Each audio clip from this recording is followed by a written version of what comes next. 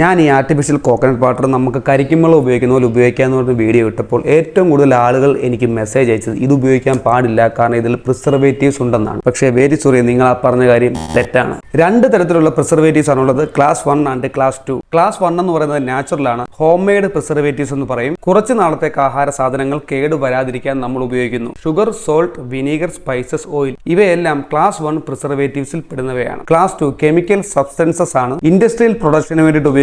കൂടുതൽ നാളത്തേക്ക് ഭക്ഷണ സാധനങ്ങൾ കേടുകൂടാതിരിക്കാനായിട്ട് ഉപയോഗിക്കുന്നു. Sodium benzoate and potassium sorbate ഇതിന് ഉദാഹരണങ്ങളാണ്. സിമ്പിൾ ആയിട്ട് പറഞ്ഞാൽ ഈ രണ്ട് പ്രിസർവേറ്റീവ്സും ഭക്ഷണ സാധനങ്ങൾ പെട്ടെന്ന് കേടാകാതിരിക്കാനും അതിന്റെ ഷെൽഫ് ലൈഫ് കൂട്ടാനുമായിട്ടാണ് ഉപയോഗിക്കുന്നത്. അതുകൊണ്ടാണ് 13/3/25 പാക്ക് ചെയ്ത ഈ കരിക്കുംവെള്ളം എനിക്ക് 8/12/25 വരെ ഉപയോഗിക്കാൻ പറ്റുന്നത്. ഇല്ലെങ്കിൽ നമ്മളുടെ കരിക്കുംവെള്ളം 2 ദിവസം ഉപയോഗിച്ചില്ലെങ്കിൽ എടുത്ത് കളയുന്നത് പോലെ ഇതും എടുത്ത് കളയേണ്ടി വരും. ഇനി ക്ലാസ് 2 പ്രിസർവേറ്റീവ്സ് നാച്ചുറൽ അല്ല, അതുകൊണ്ട് ഈ സാധനം സേഫ് ആണോ? FSSAIയുടെ ഡെയിലി ലിമിറ്റ് ഉണ്ട്, അത് നോക്കി മാത്രം നമ്മൾ ഈ സാധനം ഉപയോഗിക്കുക. ഇനി ഈ ചാർട്ടിൽ രണ്ടാമത് കാണുന്ന C02 പൊട്ടാസ്യം സോർബേറ്റ് നിങ്ങൾ കണ്ടു കാണും. ഈ പ്രിസർവേറ്റീവ് ആണ് ഈ കോക്കനട്ട് വാട്ടറിൽ ഉപയോഗിക്കുന്നത്. ഇതിന്റെ സേഫ് ആയിട്ടുള്ള യൂസേജ് എന്ന് പറയുന്നത് 25 mg per kg per body weight per day ആണ്. 70 കിലോ ഉള്ള ഒരു വ്യക്തിക്ക് 1.7 gram വരെ ഒരു ദിവസം ഉപയോഗിക്കാൻ പറ്റും. എന്റെ അഭിപ്രായത്തിൽ മോഡറേഷൻ അനുസരിച്ച്, കാരണം കരിക്കുമ്പോൾ നമ്മൾ ഡെയിലി ഉപയോഗിക്കില്ലല്ലോ, വല്ലപ്പോഴും അല്ലേ ഉപയോഗിക്കത്തുള്ളൂ. അതുപോലെ തന്നെ നിങ്ങൾ ഈ സാധനം ഉപയോഗിക്കുക. ഇനി നിങ്ങൾ അക്കൗണ്ട് ഫോളോ ചെയ്തില്ലെങ്കിൽ നിങ്ങൾക്ക് മിസ് ചെയ്യുന്നത് ഇതുപോലുള്ള വാലിഡ് ഇൻഫർമേഷനുകളായിരിക്കും.